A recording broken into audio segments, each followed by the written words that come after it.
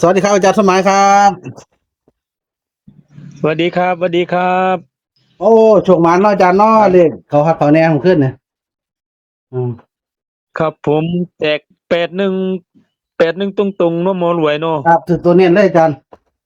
ถึกตัวนินพอดีถือตัวอาเนียนไปเลยจารย์นิน20กับ81ครับผมจะมีถือว่ามีเอฟซีผู้คนอยากร่วมทำบุญเนาะอาจารย์ผู้โชคหมานเนาะอาจารย์เนี่ยนะครับเออครับผมครับผมก็มีคุณสาธุครับผมคุณอมรนะครับคุณอมรทิพย์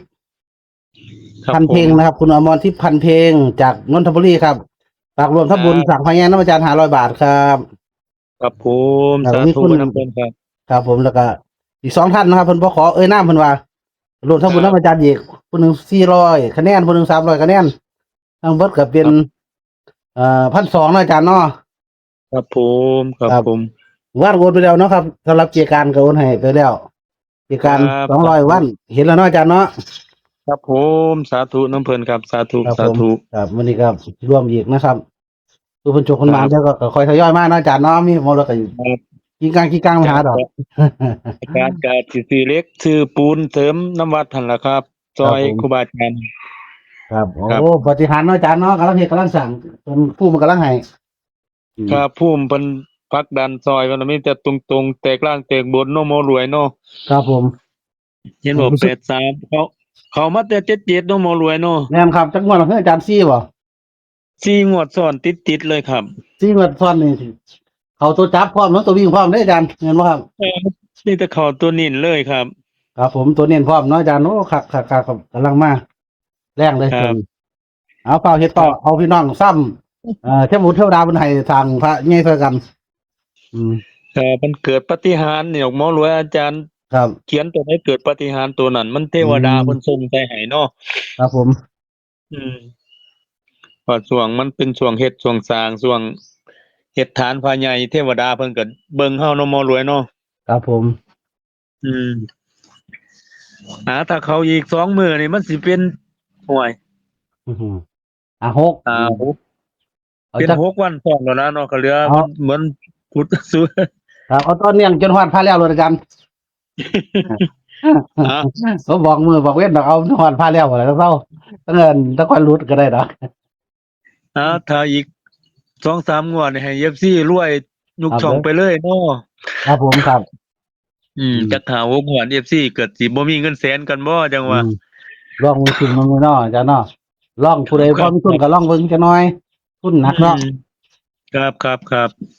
ทุนน้อยก็ได้ตามน้อยผู้ใดบ่เรียนเดือดร้อนของเราอาจารย์อืมถูกต้องหมอรวยเว้าถูกแล้วครับครับว่าเรียนจักพันเนี่ยมันบ่เดือดร้อนพอได้ก็เรียนผู้ครับ ลางคน500ก็ขาดเดือดร้อนก็เรียนเองจังซี่นะครับอืมเล่นตามกำลังศรัทธาเจ้าของเนาะหมอรวยเนาะครับก็กำลังทรัพย์ตามที่ว่าบ่เดือดร้อนนะครับผมแต่ว่าเรียนแล้วบ่มีเงินซื้อกินยาเรียนแท้ๆพี่น้องเรียนโอ้5อย่าบาท10บาทอืมเล่นพอได้เป็นยากระไสก็มีครับผมเนี่ยฝรั่งบ่เว้าดอกเพิ่นถือเงินล้านเนาะครับผมแม่นดูว่าเพิ่นบ่ได้ต้องการ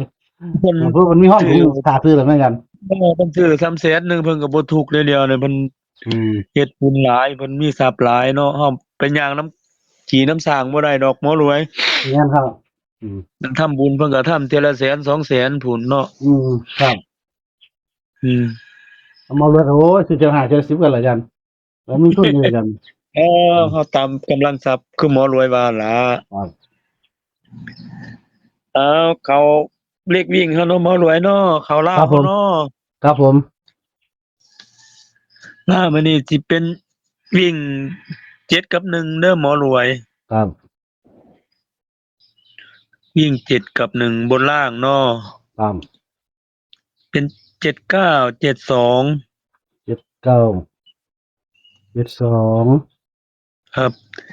119 171917เนาะจันเนาะครับ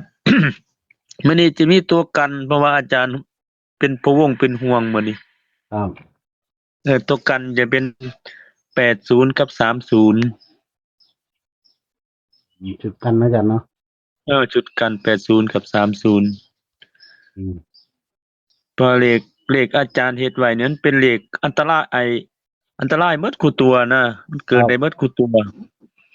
แต่ว่าอาจารย์ก็สิเข้าตัวนิ่นตัวละตัวชอบไว้ให้หรอกตัววงกลมครับดูสิเป็นง่ายคือง่ายเนาะอาจารย์เนาะจังซื้อง่ายตัวนั้นเฮาก็เป็นซื้อสายสกัดไว้ซื้อน้อยๆลงหั่นนะหมอรวยแม่นครับอาจารย์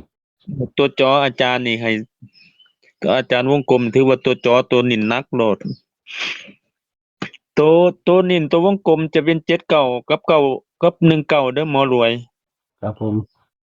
ให้ครับอาจารย์วกให้นะครับถ้าเป็นถ้ามาศูนย์มื้อนี้ถ้าผู้ฝันหรือว่าสำนักอื่นมาก็จะเป็นให้ถ้า FC อย่างนี้อีกก็80กับ30ถ้ามี0อืมครับที่ศูนย์เนาะอาจารย์เนาะเออเห็นบ่อันเมื่อวานไผก็ไอ้ครับยายชีพขาวบ่ที่ว่าฝันเพิ่นฝันแม่นหั่นแม่พรบ่ครับผมครับบ่ตรงกับเลขอาจารย์แม่นบ่เหอ81ฮะแม่นๆกันตรงกันครับว่าน่ะเพราะเมียฝรั่งเพิ่นผมก็เลยว่าเนี่ยฝรั่งเพิ่นตัววงกลมผมก็ว่าส่องหมอรวยได้ที่ปะขาวมัน81มันมาตรงกับเลขอาจารย์แท้เพิ่นมาสู้กันนะกับเมียฝรั่งอาเพิ่นก็เพิ่นซื้อกับหมู่เพิ่นก็ได้500,000เพิ่นว่าเลขตรงกันเมื่อคืนนี้ตรงกันเด้ออาจารย์อันเน็กเลยเด้อบ่แล้วก็ย้ำเด้ออาจารย์ว่าเนี่ยบ่เลยย้ำให้เด้อเลขคุณยายเลขที่ปะขาวเนี่ยเพิ่นบ่เข้าเลขใหญ่เพิ่นมาเข้าลาวเด้อเอาให้ได้เด้อผมก็ว่าอยู่ระวังถ้าบ่ตรงกับเลขอาจารย์มื้อนี้ระวังโลดผู้ฝันแม่นๆให้หมอรวยเจาะประเด็นเบิ่งโลดครับผมแต่คิดเอะใจเด้ออาจารย์ว่าคือเว้าซื่อๆบ่ซื่อหน่อยเด้อพุ่นเนาะผู้บางคนว่าบ่แม่นเอาเลขอาจารย์สมหมายไปบอกใส่กันแท้บ่ว่าซั่นบางคนว่ามัน81ทั้ง20มาตรงกันแท้ว่าซั่นครับอืมพวกอยู่วัดเขาก็นำเอาขนาดว่าซั่นมันอยู่วัดมันตรงกันนำมันโลดพี่น้องนำมาเลยเขาก็ได้ผู้ละ10ละ20หั่นล่ะเรื่องคิดหลายครับ40-50คนได้เบิดทุกคนพวกก็บ่ได้รอกันบ้านดอกเพราะว่าเขาเจ้าคอมเมนต์มันจะโดนทักแล้วนะครับแม่นบ่พวกเพิ่นคิดไปเองนะหมอรวยแม่นครับ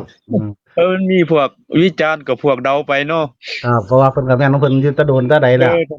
เพิ่นก็แม่นเพิ่นก็เป็นเทพประจำวงของเพิ่นเนาะแม่นครับมันสมบังเอิญมาตรงกันเนาะหมอรวยเนาะครับอันเจ้าที่กับคุณยายตรงกันก็แตกก็มีอันเที่ยวก็แตก4ตัว3ตัวก็ดูอยู่นะก็สิกล้ามั่นใจเพิ่นนะคือเขาเจ้าครับบอก FC หมอรวยบ่เนี่ยถ้าเกิดทีมครับชายหมอรวยผู้เพิ่นฝันแม่นหั่นนะผู้ใดก็ดีเกิดมาเบิ่งกับอาจารย์บางทีก็เรียนได้เนาะครับผมบ่เลขสายหมอรวยก็แม่นทุกคนได้สังเกตเบิ่งแต่สลับกันมันบ่แม่นพร้อมกันนะอาจารย์มันก็เป็นมือขึ้นมือลงเนาะครับบางคนมานี่กับแม่นอาจารย์นี่มือกับแม่นอาจารย์นั่นใช่มั้ยครับแม่นความหมอรวยแม่นความหมอรวยมันบ่แม่นพร้อมกันเบิดนะอาจารย์แต่ว่ามีผมยืนไว้เนาะมื้อครับโอ้แม่นครับอาจารย์ครับยืนให้หมอรวยยืนไว้ยืนถือว่าเป็นแชมป์ไว้4งวดซ้อนนี่ครับ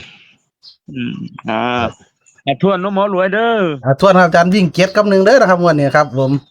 ครับให้79 72 19 17ผู้ใดสมัครที่0มื้อนี้ก็8030เป็นชุดกันเนาะอาจารย์เนาะครับผมขอบคุณอาจารย์หลายเด้อคนคะแนนมาให้เด้อครับอาจารย์ครับผมขอบคุณหลายๆขอ FC ชมมานได้ร่วมสร้างเป็นอาจารย์จนสร้างจนแล้วเด้อนะครับผู้มีทุนหลายก็จงไว้หมู่เฮ็ดนำเด้อเอาผู้เดียวไปเด้ออาจารย์เฮ็ดบุญค่อยเฮ็ดหลายๆคนมันจะเป็นบุญใหญ่แม่นครับแม่นไปชื่อผู้มีน้อยก็ท่านทำน้อยผู้มีหลายก็ท่านทำหลายรวมกันสร้างประเทศหมายถึงว่าเฮ็ดบุญเนี่ยมันต้องหาบริวารหาสาธมิตรมันต้องบุญใหญ่เนาะอาจารย์แม่หมอรวยบอกถูกแล้วครับเอาผู้เดียวเคยไปก็พาหมอรวยมีประสบการณ์คือกันแม่นแล้วครับแม่นครับบางคนก็มีทุนหลายเอาผู้เดียวโอ้ยมันได้อยู่ทรัพย์แต่มันบ่มีบริวารมันขาดบริวารเนาะหมอรวยเนาะต้องให้บริวารเฮ็ดนำอาจารย์สมมานี่ล่ะเพิ่นก็ให้โชคให้ลูกให้หลานไปก็เป็นบริวารบัดนี้ก็เลยร่วมสร้างเป็นต่อเป็นไส้เป็นเขี้ยวเป็นยังเป็น